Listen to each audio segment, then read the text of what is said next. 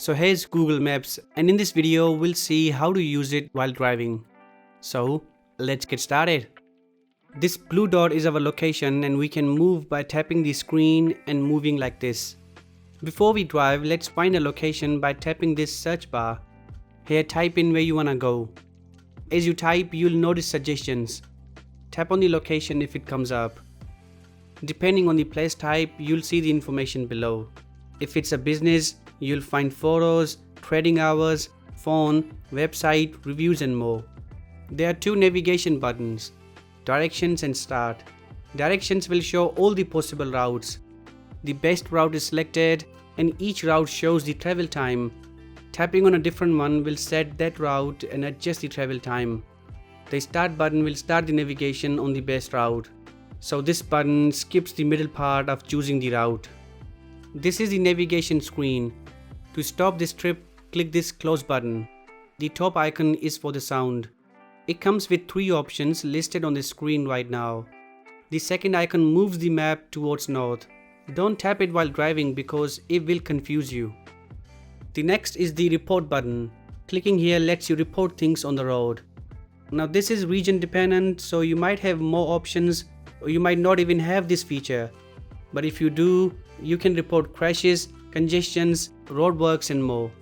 Just tap on the top option and wait a few seconds to send the incident at your current location. This bottom bar has more options. The icon to the right will show the trip overview.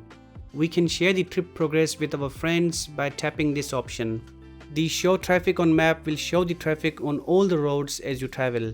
The traffic status on your route is already active, but this will show traffic everywhere. You can also drive in the satellite view of the map, but that will consume more internet and possibly battery.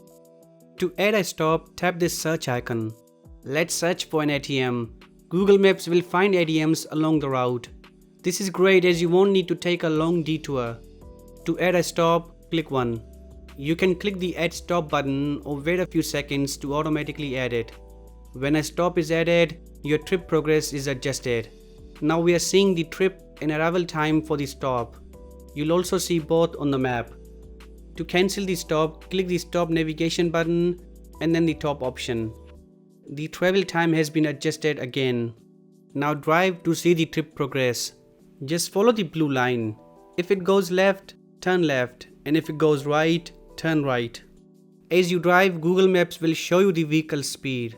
It's about 2 km per second less than the actual speed. The app also shows the road limit, which we'll discover in a few seconds. Also, you'll notice yellow and red parts on the route. Those indicate the traffic at that road. Red means heavy traffic and yellow means medium traffic. On traffic lights, yellow and red colored roads are expected. On the top, you'll notice the travel time on this road. At the moment, it shows 1.2 kilometers, so I have to drive on this path for that distance. On the top, you'll notice lanes. These help you to enjoy your trip without switching lanes.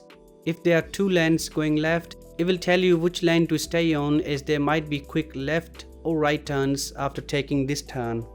For example, here it's suggesting staying in the left lane as we have to turn left after.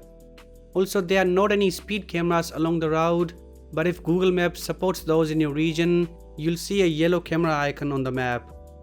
The app will also make a sound when you are about to cross one. Alright, remember I talked about the road limit. Here's an example. We can see the road limit and the car speed. If you go over the road limit, the vehicle speed level will turn yellow. Google Maps on Android is more than maps. You see the row at the bottom? This lets you do stuff without switching apps. You can activate Assistant by voice or tapping the mic icon. The received calls are displayed at the bottom as well, and Google Assistant asks whether you want to attend it or decline it. You can answer yes or no. Tap this icon to make calls and listen to music. We have a few supported apps. Suppose I want to play music on YouTube Music, I can just tap the icon and explore my recommendations. This is a mini version of YouTube Music, but there's a button to open the app. The currently playing music will also be in the bottom row. Now let's go and complete the trip. When you arrive at the location, Google Maps will show the done button. You can tap it or leave it. So this is it. This was using Google Maps while driving. Thanks for watching and take care.